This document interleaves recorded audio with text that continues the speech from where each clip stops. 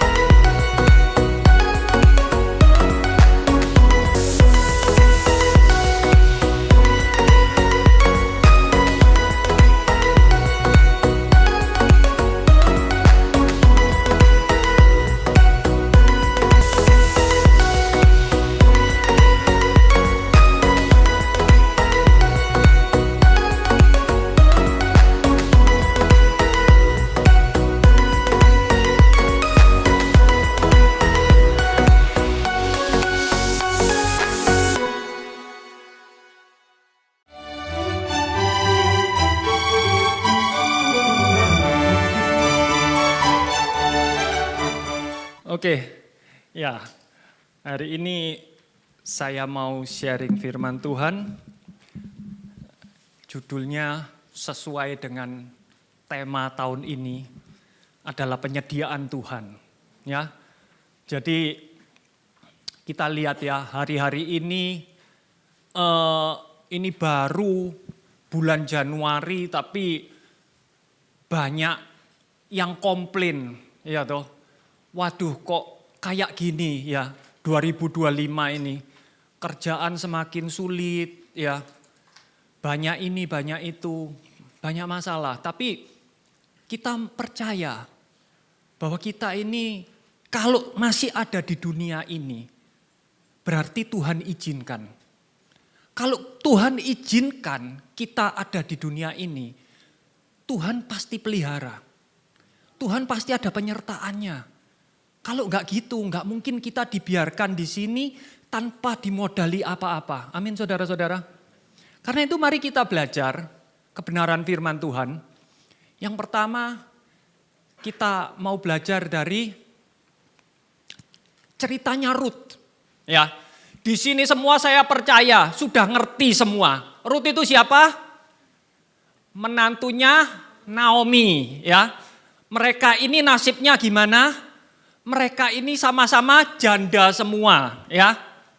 Anaknya Naomi mati semua, terus habis itu suaminya juga meninggal ya.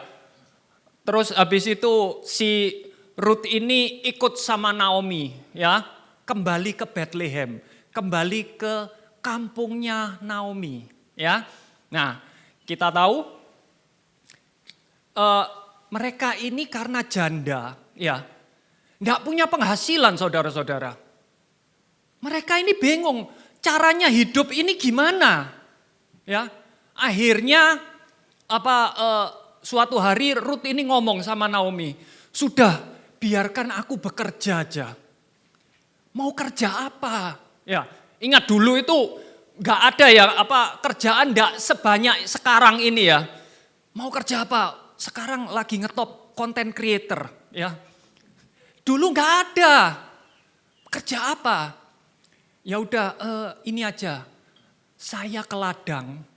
Nanti dari sisa-sisanya pegawainya itu ngambil hasil ladangnya itu nanti aku ambilin sisa-sisanya.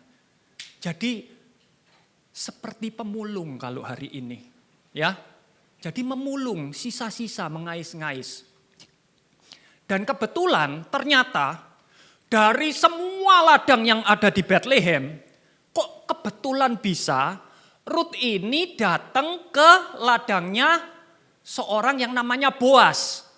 Dan kebetulan Boas ini saudara Masian. Masih kalau orang Jawa bilang mambu dulur. Sama Naomi ini masih, sama Elimelek ini masih saudara. Nggak tahu saudara gimana, keponakannya ini kita nggak tahu. Tapi yang pasti masih saudara dan cukup dekat. Dan kalau orang punya ladang berarti dia ini orang kaya, ya. Kebetulan dari semua itu kok pas kebetulan datangnya ke tempatnya si Boas ini, ya.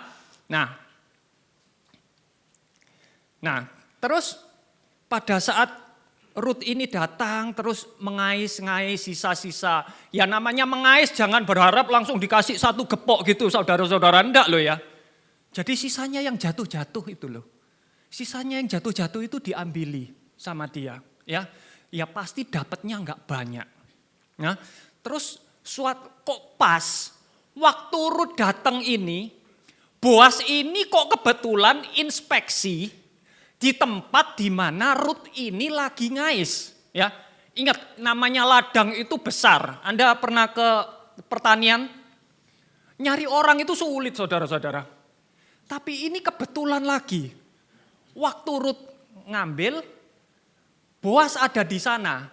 Dan kok ya kebetulan, luar biasa ya cerita ini. Kebetulan semua. Dari semua orang, saya percaya Rut ini enggak sendirian. Ya.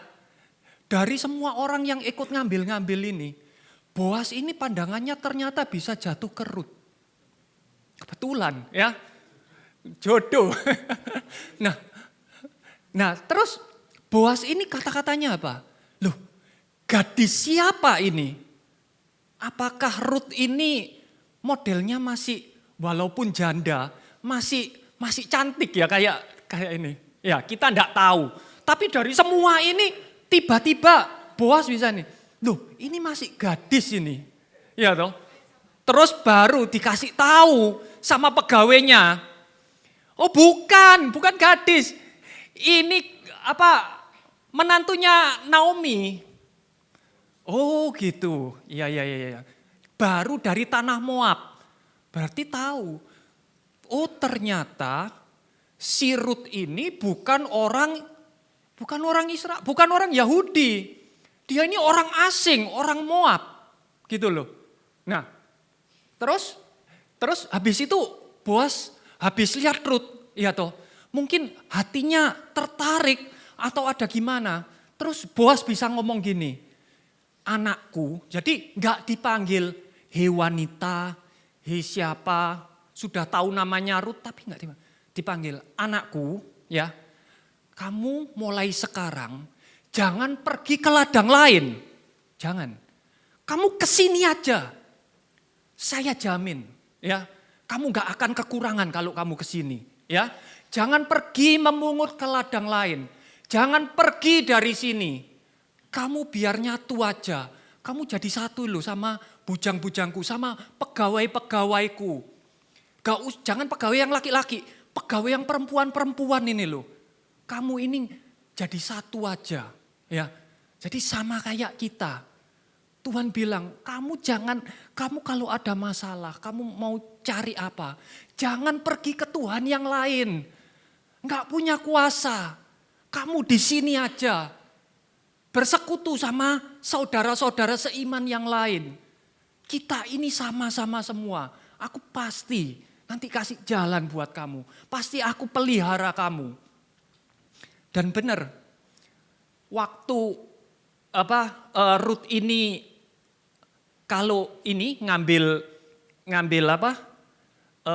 sisa-sisa itu, Boas sengaja nyuruh pegawainya kasih yang banyak, sisanya jangan dikit-dikit. Kalau perlu sak gepok uncalno ke belakang mungkin gitu ya. Jadi khusus ada atensi khusus, ada perlakuan khusus. Apakah cuman itu? Enggak. Boas bilang apa? Kamu ya toh, kalau nuai, kamu lihat orang-orangku ya, kalau nuai, kamu jalan aja di belakangnya. Nanti apa yang sisanya itu kamu ambil. Nanti sudah tak kasih tahu. Yang kalau motong jangan sampai semua. Sisanya buat kamu biar banyak. Mungkin kayak gitu ya. Dan bukan cuman itu. Aku ini sudah perintahkan orang-orangku ya, supaya jangan ganggu. Jadi ada apa? Ada proteksi. Ingat, ini namanya pegawai. Bahkan sampai sekarang ya, pegawai itu kalau lebih rendah, itu sering dibully sama pegawai yang peringkatnya lebih tinggi. Apalagi ini perempuan ya. Levelnya zaman dulu itu rendah sekali kastanya ya. Ada proteksi, Tuhan bilang apa? Jamin, kalau kamu sama aku pasti proteksi kamu, aku pasti jaga kamu. Ya. Ketika engkau haus, maka engkau dapat pergi ke tempayan-tempayan itu dan minum apa yang diciduk oleh para bujangan itu. Jadi kalau kamu haus, kamu minum sudah tak sediain minumnya. Apa yang diminum sama orang-orangku, kamu juga minum dari sana. Jadi ada apa? Ada janji pemeliharaan. Jadi Boas ini tiba-tiba bisa memelihara Rut seperti itu. Apakah ini semua kebetulan? Enggak, saudara-saudara. Ternyata kenapa kok ada hukum, kok bisa ada orang-orang seperti Rut ini yang mengais sisa-sisa? Ternyata ini adalah hukumnya Tuhan. Tuhan sudah perintahkan kepada Musa, kalau sampai kamu manen ladangmu, ya, kamu harus menyisahkan bagi orang miskin dan bagi orang-orang asing, stranger. Akulah Yehova Elohimmu. Jadi ini adalah perintahnya Tuhan. Ya, perintahnya Tuhan apa? Kalau kamu panen, jangan kamu panen semua. Kamu harus sisain untuk orang miskin dan bagi orang asing. Di kitab Ulangan itu lebih detail lagi kata-katanya Tuhan. Orang asing, anak yatim, dan janda. Loh, lebih pas lagi, lebih detail lagi. Mari kita lihat ya. Orang asing, apakah Rut orang asing? Iya, orang Moab. Apakah dia anak yatim? Iya, Elimelek sudah meninggal. Apakah dia janda? Loh iya. Karena apa? Suaminya sudah meninggal. Loh, kok bisa kebetulan semua ya? Hukumnya Tuhan ini bisa seakan-akan spesifik buat Rut. Coba kalau kita pikir, apakah mungkin, ini coba kita pikir sama-sama ya. Apakah mungkin Tuhan sudah lihat ke depan, dan Tuhan sudah punya rencana sehingga Tuhan punya provision, penyediaan semua yang ada dalam rencananya itu Tuhan sudah sediakan semuanya. Mulai dari siapa pemainnya, terus habis itu dananya berapa, Tuhan sudah siapkan semua. Karena itu dibuat hukum ini. Apakah mungkin seperti itu? Ada kemungkinan. Karena kita tahu Rut ini adalah nenek moyangnya Tuhan Yesus. Kalau Rut gak ketemu Boas, Rut gak ke ladangnya Boas, dan gak ada hukum ini, ada kemungkinan ceritanya akan mungkin beda. Tapi Tuhan kalau sudah buat rencana Tuhan gak mungkin gagal. Jadi ada kemungkinan ini hukum memang sengaja dibuat karena Tuhan tahu. Nanti 1000 tahun lagi itu akan ada peristiwa seperti ini. Dan Tuhan sudah siapkan dulu. Ini mungkin nanti kita belajar lagi. Dan ini yang paling penting, ini juga penting. Ini adalah hukum ekonomi. Supaya apa? Kenapa kok harus disisai? Supaya Yahweh Elohimmu memberkati engkau dalam segala usahamu. Ini hukumnya Tuhan. Anda boleh bilang, oh itu zaman dulu. Ini hukum tetap jalan. Apakah ada ayat yang membatalkannya? Kalau ada tolong saya dikasih tahu karena saya belum baca sampai hari ini. Ya, tapi ini prinsip hukum. Tapi ironisnya hari-hari ini ya, orang-orang itu pebisnis lebih seneng kasih kepada pendeta-pendeta yang ngetop ya. Kalau kasih sumbangan lebih banyak dan gak pernah kasih kepada panti jompo, gak pernah kasih kepada panti asuhan. Akibatnya apa? Gereja besar-besar, megah. Ya toh, fasilitasnya wah. Tapi kalau saya baca di Instagram di Kitabisa, banyak panti asuhan Kristen yang tutup. Bukankah ini ironis sekali? Hukum Tuhan itu Tuhan gak nyuruh memberkati rabi-rabi, gak nyuruh memberkati imam-imam. Tuhan suruh memberkati apa? Anak yatim dan janda. Kenapa? Karena kamu harus ingat, dulu itu kamu budak di Mesir. Sama kayak kita. Kita ini dulunya budak dosa. Tuhan sudah bayar semuanya itu. Ini adalah respon kita. Respon kita bahwa kita ini kalau mau bersyukur, jangan memberkati orang yang memang sudah kaya. Berkati orang-orang yang punya kekurangan. Nah ini hukum ya. Jadi kalau saya salah, ya kalau Anda gak setuju jangan marah sama saya. Ini saya cuma baca soalnya ya. Nah terus apakah seperti itu Her? Apa Tuhan sudah mempersiapkan? Kita lihat contoh yang lain ya. Salah satu contoh lagi adalah kelahiran Tuhan Yesus ya.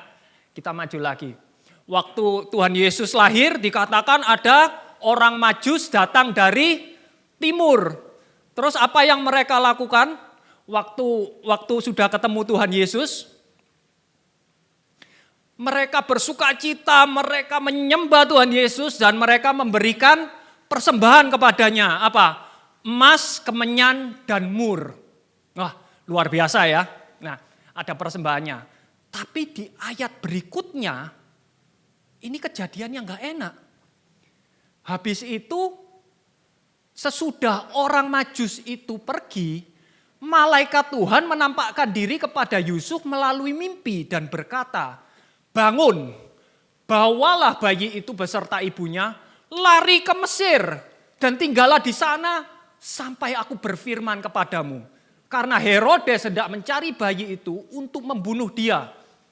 Maka Yusuf pun bangun, ia membawa bayi itu beserta ibunya pada malam itu juga. Jadi habis dibilangi langsung malam itu dapat mimpi. Saya nggak tahu mimpinya jam berapa, jam 9, jam 12 atau jam 3 subuh. Saya nggak tahu, tapi habis dikasih mimpi langsung digeret semua, dibawa semua, nggak pakai tanya.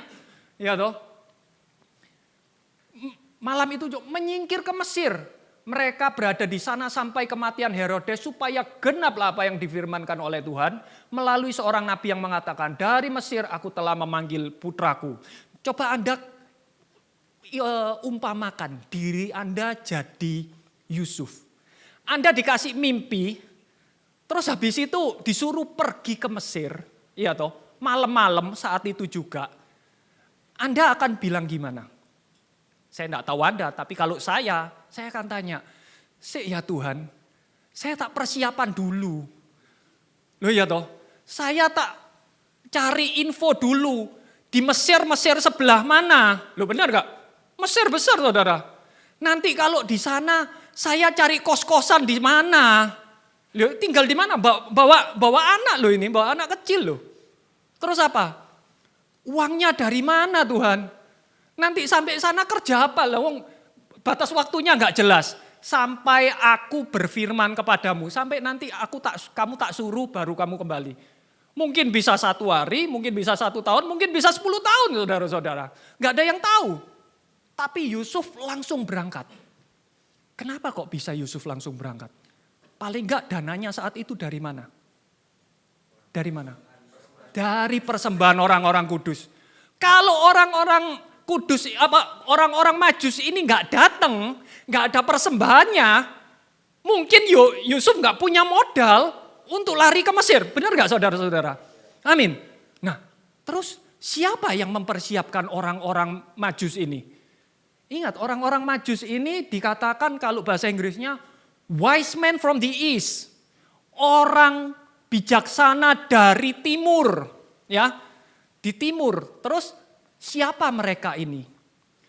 Ternyata mereka ini adalah bawahannya Daniel. Daniel ini pemimpin tertinggi atas semua orang bijaksana, wise men. Ingat, Daniel dikasih penglihatan Tuhan tentang kedatangan Mesias. Berarti Tuhan sudah persiapkan Daniel 483 tahun sebelum Tuhan Yesus itu lahir.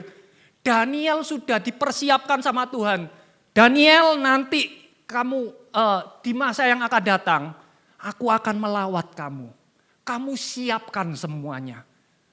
Dan bayangkan, Daniel taat sama Tuhan. Dipersiapkan semuanya. Daniel juga gak tahu kapan saatnya. Ya.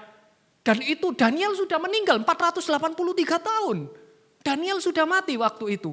Tapi sama Daniel dipersiapkan. Dia didik bawahan-bawahannya. Bawahannya didik bawahannya lagi sampai beberapa generasi. 483 tahun. Paling enggak 48 generasi. Ya, mungkin maaf. Paling enggak itu 14 generasi. Baru akhirnya nubuatan ini tergenapi. Berarti Tuhan sudah lihat apa yang akan terjadi di masa yang akan datang. Tuhan sudah punya rencana, tapi di balik semua itu Tuhan sudah persiapkan semuanya. Karena itu kita ini jangan takut. Kita di sini saya percaya bukan kebetulan. Tuhan punya rencana yang indah buat kita semua. Dan kalau Tuhan punya rencana, kita belajar dari dua cerita ini, Tuhan sudah persiapkan penyediaannya semua. Amin saudara-saudara.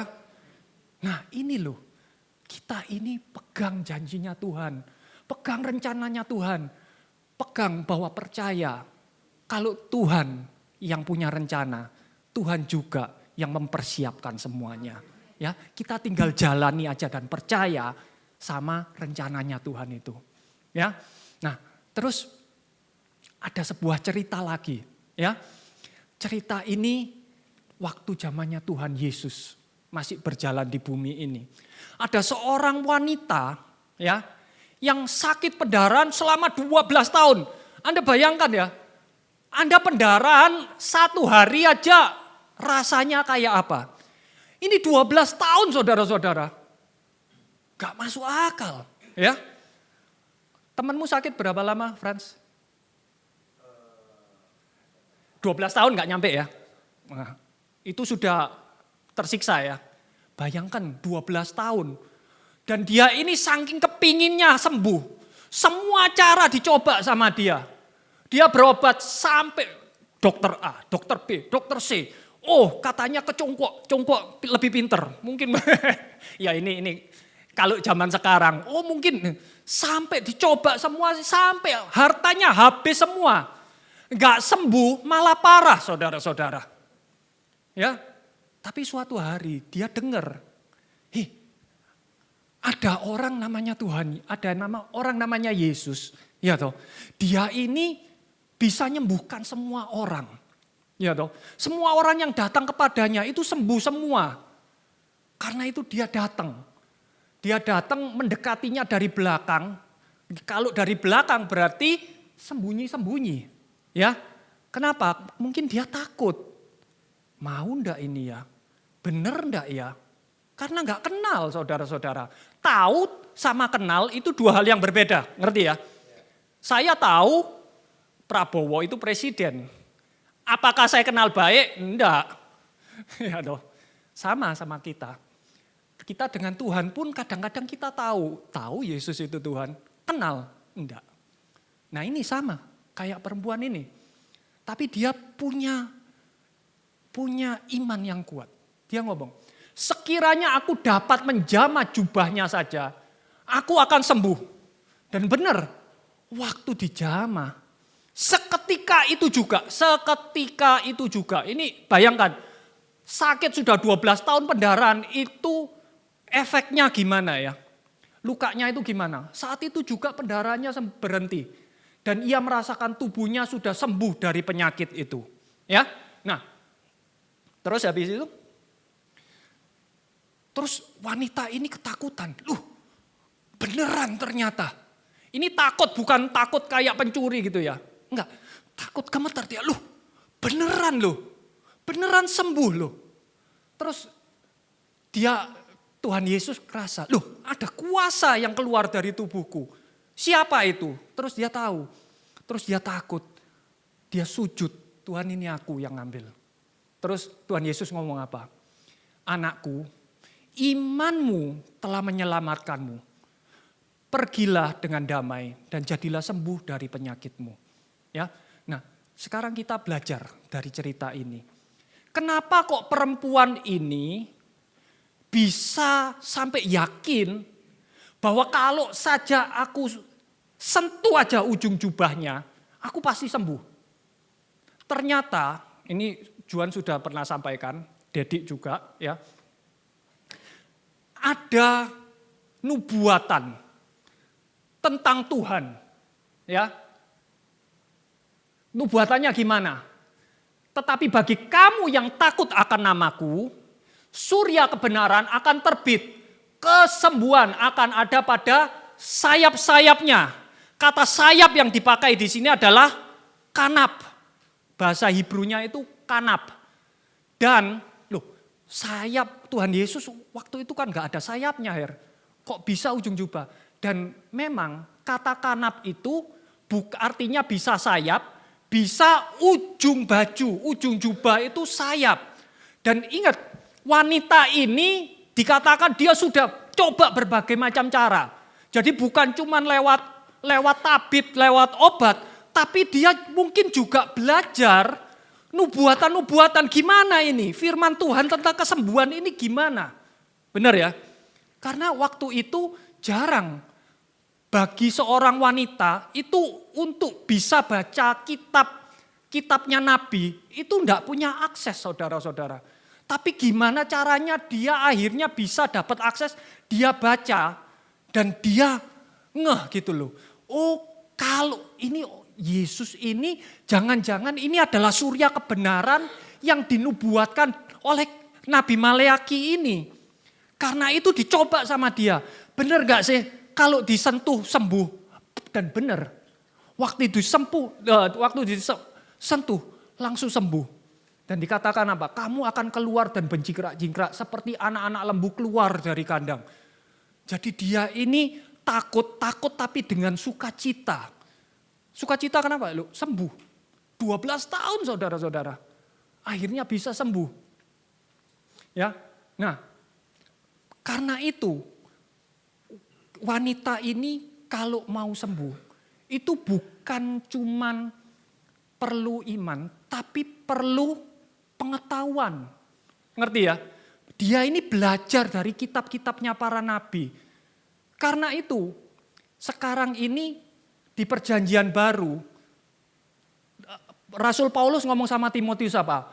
Belajarlah untuk menunjukkan bahwa dirimu layak oleh Tuhan. Seorang pekerja tidak perlu malu memilah kebenaran, firman kebenaran dengan benar. Jadi wanita ini sudah belajar, ya toh. Tapi ingat, ini perjanjian lama. Tuhan Yesus belum mati.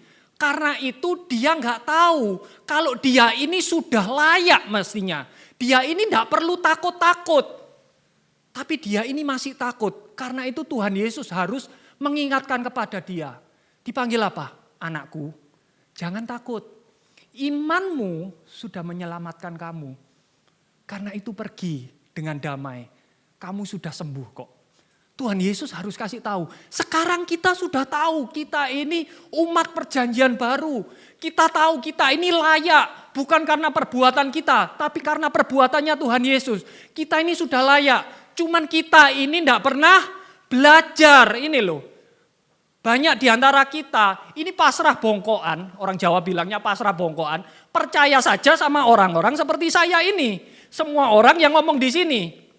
Padahal belum tentu apa yang disampaikan semua orang di mimbar ini adalah benar-benar perkataannya apa firman Tuhan ngomong. Karena itu jangan percaya sama saya. Jangan percaya sama semua orang yang ngomong di sini. Baca sendiri. Bener enggak firman Tuhan bilang gini. Jangan sampai orang yang ngomong ini penafsirannya salah, Anda jadi dapat penafsiran yang salah tentang Tuhan, punya gambaran yang salah sama Tuhan, nanti nyalahkannya yang disalahkan Tuhan, yang disalahkan bukan saya. Ini bahaya sekali. Karena itu belajar sendiri, ya. Kalau Anda belajar sendiri, Anda punya hubungan sendiri. Masa sih kalau Anda pacaran, Anda punya anak, punya istri, kalau ngomong-ngomong itu lewat orang lain, tolong bilangin, kan enggak. Anda ngomong sendiri, Anda punya hubungan sendiri. Dari situ iman bisa timbul. Amin. Nah terus saya juga dari sini kita belajar ya. Bahwa kita ini hidup di dunia. Itu kadang itu bisa ada masalah. Semua orang. Saya, Pastor Lili, ini kita ini punya masalah yang sama hari-hari ini. Apa masalahnya? Nggak bisa tidur saudara-saudara. Ini saya belum tidur. Ya, ini saya belum tidur. Sudah beberapa hari ini sulit tidur. Ada yang sulit tidur. Dan ini jadi masalah gitu loh. Nah, kok kebetulan waktu saya buat ini, kemarin kita ada persekutuan, ya toh. Pastor Lili menyampaikan sama persis seperti yang ingin saya sampaikan hari ini. Karena itu coba saya undang Pastor Lili, kesaksian. Kemarin ngomong apa? Sama persis. Kemarin saya ini memang punya masalah saat ini. Pendeta bukan dewa. Pendeta bukan kebal masalah. Enggak ya Bapak Ibu. Saya ini punya masalah. Tapi sebenarnya saya dari dulu itu memang suka sulit tidur. Sebelum Juan masih kecil-kecil itu saya suka sulit tidur. Umur 38 gitu ya. Itu tidurnya pernah nggak bisa tidur sampai 2 tahun Bapak Ibu bayangkan. Terus akhirnya sembuh, pulih. Terus yang tak herani itu waktu ditinggal mati suamiku, aku kok bisa tidur nyenyak lah herani. Itu kan bukan kekuatan saya. Ada Pak Didi saya nggak bisa tidur, nggak ada Pak Didi malah tidur nyenyak lah kan heran ya. Nah tapi akhirnya sampai kemarin itu mulai tahun lalu itu kayak kumat gitu Bapak Ibu. Nggak bisa tidur lagi, tidurnya nggak karu-karuan ya. Terus sampai minggu kemarin saya ini semalam nggak bisa tidur, pulang dari gereja. Semalam suntuk, itu nggak bisa tidur sampai pagi, sampai malam lagi. Baru malamnya bisa tidur. Nah, pada waktu nggak bisa tidur itu mahku sakit Bapak Ibu. Mah ini sakit luar biasa, kayak diremes-remes. Saya enggak pernah jarang sakit mah kalau seperti diremes-remes itu jarang. Biasanya saya sakit mahnya itu kembung, terus grok, sendawa gitu, kayak gitu. Terus napasnya sesak sampai di sini GERD gitu loh. Tapi ini enggak, sakit. Terus saya kan suka ke Singapura itu selalu nyetok obat Bapak Ibu. Jadi kalau Michel sakit langsung kontrolog tak kirim, dia cocoknya kontrolog. Jadi kita ini kayak PPPK ya. Nah, jadi saya tahu kalau kembung minumnya Nexium. Kalau ini minumnya kontrolog. Tak minumi kontrolog 40 mg itu enggak mampan. Sakit. Akhirnya saya ini telepon Juan. Tunggu dulu. Telepon Juan, terus saya ngomong gini, "Kok mama mau ngamar. Mama wis gak kuat. Mama telepon dokter Yohanes Cundawan tak ngamar di RKZ. Sudah ndak kuat Bapak Ibu." Terus sebelum itu tiba-tiba saya diingatkan ke Pak Dedi Bapak Ibu. Nah sama Tuhan luar biasa ya. Tak teleponlah Pak Dedi. Pak Dedi aku doakan ya, aku mau masuk rumah sakit ini. Aku udah kuat ini sakit mah. Terus kakiku dingin. Terus Pak Dedi didoakan, ya Bu Lili doa. Amin. Terus tiba-tiba Pak Dedi ngomong gini, Pak Dedi coba toh. Nah, Bu Lili coba. Kaki dingin, ambil air panas, rendem, terus napas, tarik 5, buang 5, sampai setengah jam. Karena kepepet Bapak Ibu, sebenarnya saya ini tentang nafas ini, saya sudah tahu dari teman-teman saya di Malang ikut pernafasan. Nah, saya ini, ayo Li api, teman-teman saya dibilang api. Aduh males isu-isu kok ngentangi, ngono ki ngopo sih, ya tah, males lah, ndak. Terus mari gitu tak kasihkan ke Pak Dedi, tak kasihkan ke Heru iki lho, kowe nek mau olah napas. Terus akhirnya saya karena kepepet Bapak Ibu, pengen ya apa bener ndak iso sembuh ini. Akhirnya saya apa yang terjadi? Waras mahku. Sudah didaftarkan Vivi bayar, sudah siap mau masuk rumah sakit. Langsung bilang enggak jadi ke dokter. Enggak jadi ke dokter, enggak jadi ke rumah sakit. Mama wis sembuh. Wis sembuh. Luar biasa loh. Olah nafas. Langsung saya ini lihat ini. Dan Yahweh Elohim membentuk manusia dari debu tanah. Lalu dia mengembuskan nafas kehidupan. Sekarang ya, nafas kehidupan itu dari siapa? Dari Yesus. Kalau debu tanah itu tidak dihembusi nafas kehidupan, tidak mungkin ada kehidupan. Jadi setiap kita dikasih nafas. Orang kalau tidak ada nafas mati toh. Jadi kita punya nafas, ini nafasnya Tuhan loh dikasihkan ke kita. Dan nafasnya Tuhan ini menyembuhkan Bapak Ibu. Benar Bapak Ibu, buat tidur nyenyak 10 jam. Nafas tak buang, nafas buang. Ada caranya. Makanya caranya ini dicolong sama iblis. Iblis kan asalnya dari surga. Jadi dia tahu, oh nafas ini bisa seperti ini, bisa membuat, makanya orang Kristen takut meditate ya, takut meditasi. Salah Bapak Ibu, meditasi itu kalau kita merenungkan Tuhan dengan mengolah nafas luar biasa. Saya waktu kemarin, saya setelah lagu rohani, Goodness of God, saya nafas 5, tarik 5, buang 5, tarik 5, buang 5. Seperti di surga, seperti ketemu Tuhan sendiri. Langsung bilang, ih enak yo. Hatinya beda, boleh dicoba nanti. Naik, tarik 5, buang 5. Pelan-pelan enggak gitu Bapak Ibu. Tapi pelan-pelan tarik 5, buang 5. Itu baik. Nah, nafas dari Tuhan. Sampai orang agama lain memakai itu untuk meditasi-meditasi sehingga ada yang jalannya sesat, jalannya kemana-mana. Itu bukan itu Bapak Ibu. Kita meditasi merenungkan Yesus sambil nafas 5. Saya pingin kita semua sehat ya. Kalau saya bisa sehat, kita semua bisa sehat. Kalau enggak enak, perasaan enggak enak, nafas saja 5. Tadi saya rasanya enggak enak, kok enggak enak ya perasaan. Nafas 5, terus tertawa itu gara-gara Heru itu ya. Ya itu saja kesaksian saya. Ya, Anda lihat ya. Cuman hanya napas aja, Tuhan ini sudah modali kita. Hanya dengan napas aja, itu bisa mendapat kesembuhan. Kenapa?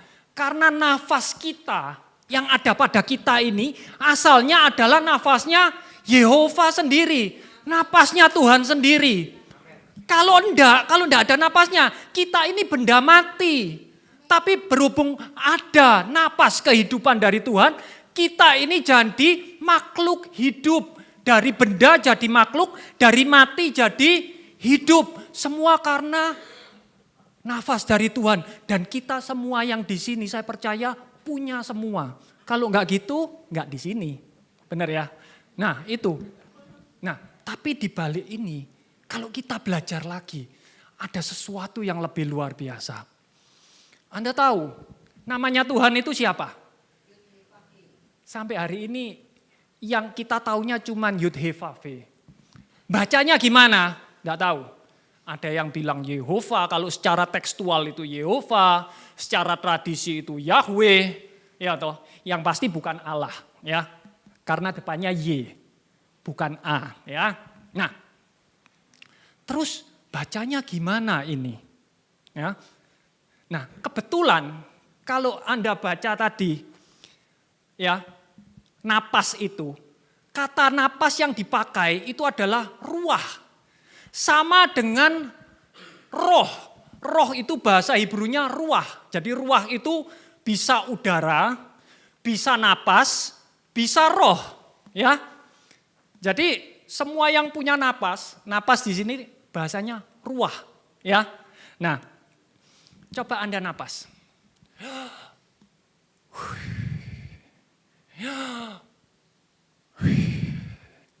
Coba sekarang kalau Anda napas pakai mulut coba ya. Jangan pakai mulut. Kalau pakai hidung enggak kedengaran vokalnya apa. Hembuskan. Sekarang coba yang itu vokalnya diambil. Vokalnya ditaruh di tengahnya sini. Ambil.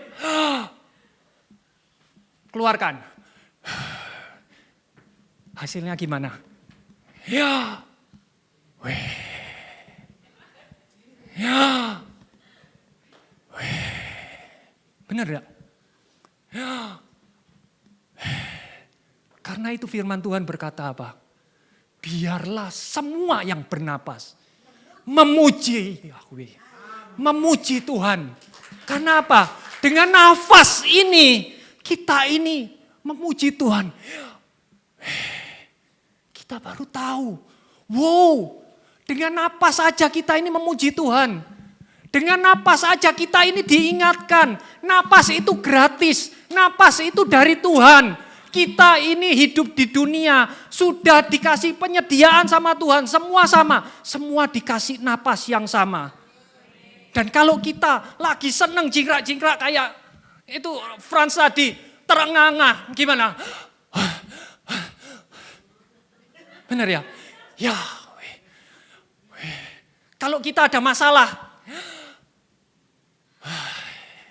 benar ya? Ada masalah, ambil napas yang panjang. Paling enggak masalah itu kerasa lebih ringan dikit.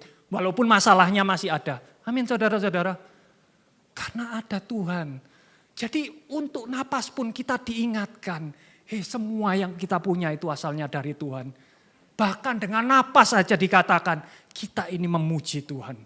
Ini loh kebenarannya.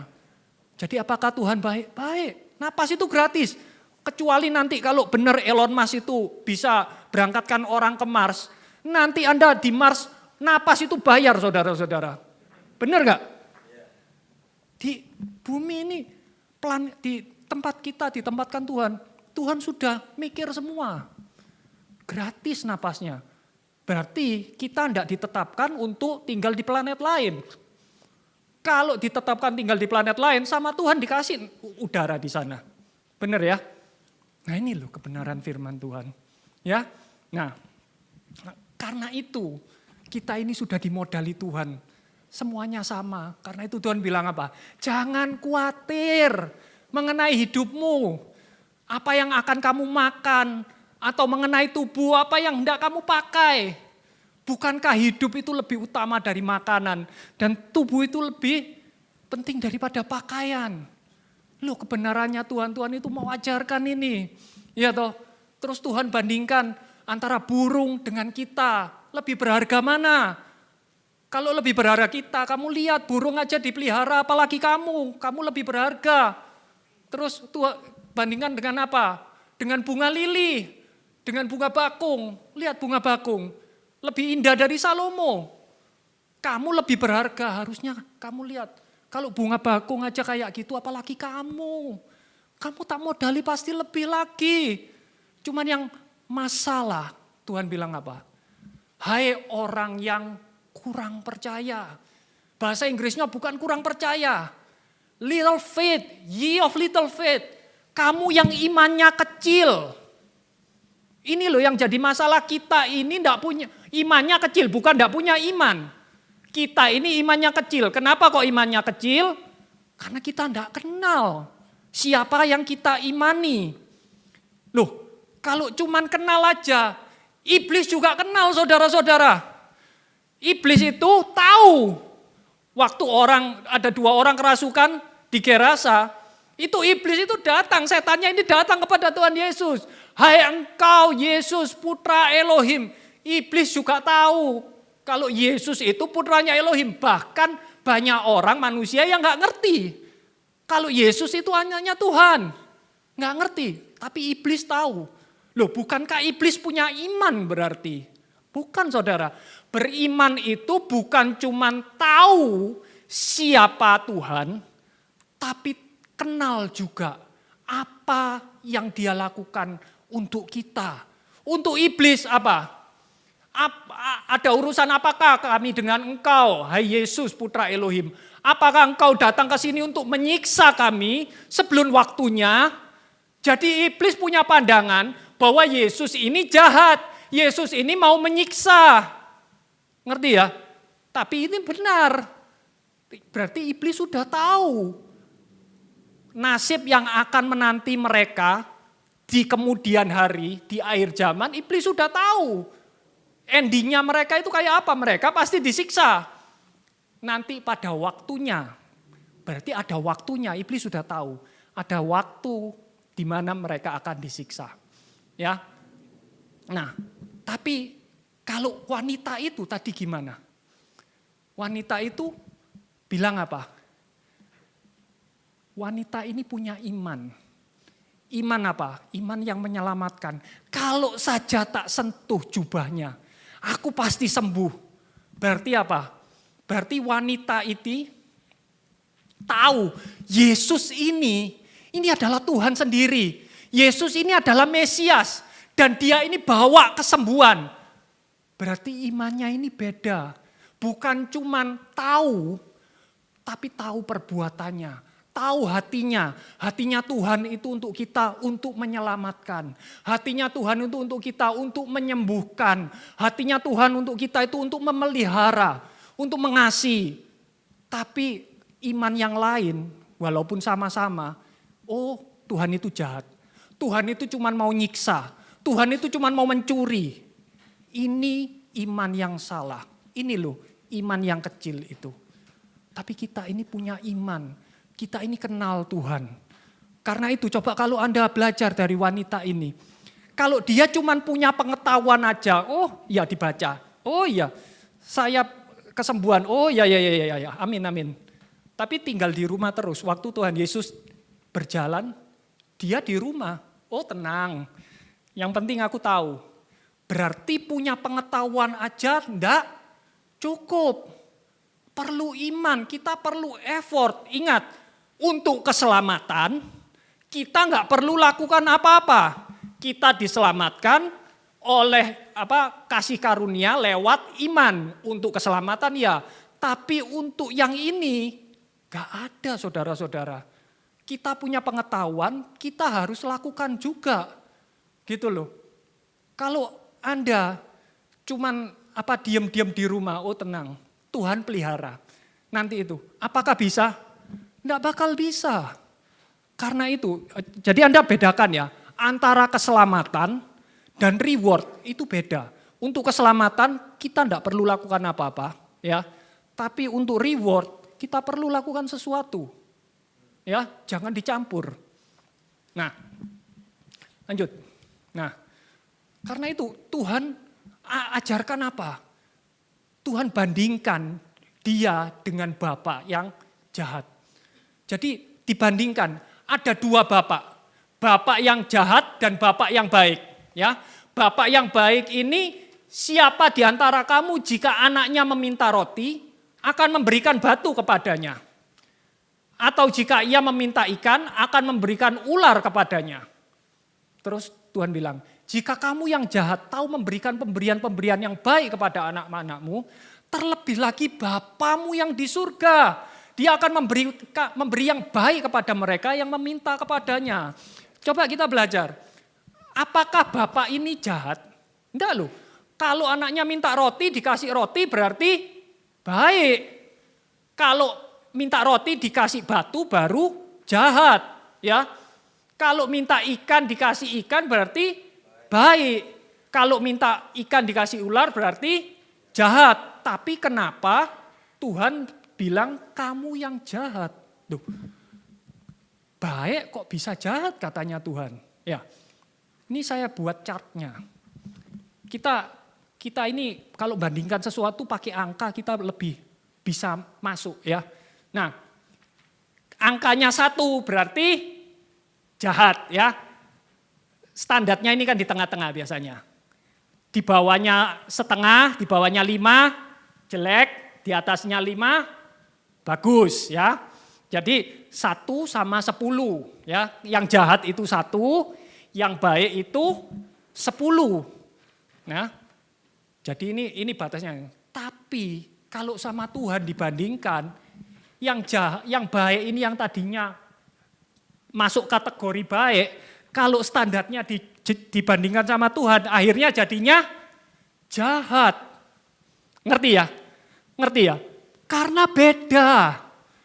Bukan orangnya jahat, tapi kalau dibandingkan sama Tuhan, nggak ada apa-apanya. Itu loh maksudnya Tuhan itu loh.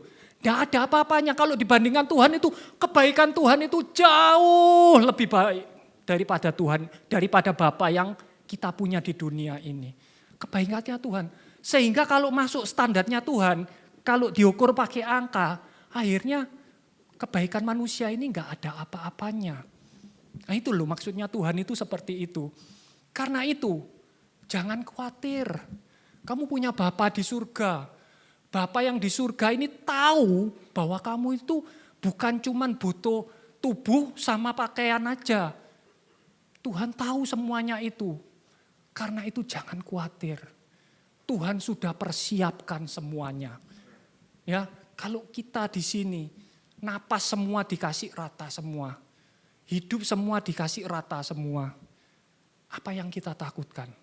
Tuhan mungkin sudah persiapkan sesuatu yang kita sendiri belum pernah lihat. Tapi kita harus percaya bahwa ada penyertaan Tuhan, ada pemeliharaan Tuhan yang kita sendiri belum tahu. Cuman Tuhan kasih ilmunya. Kamu jangan cari itu dulu. Carilah dulu kerajaan Elohim dan kebenarannya. Nanti semua itu ditambahkan. Itu bukan yang utama.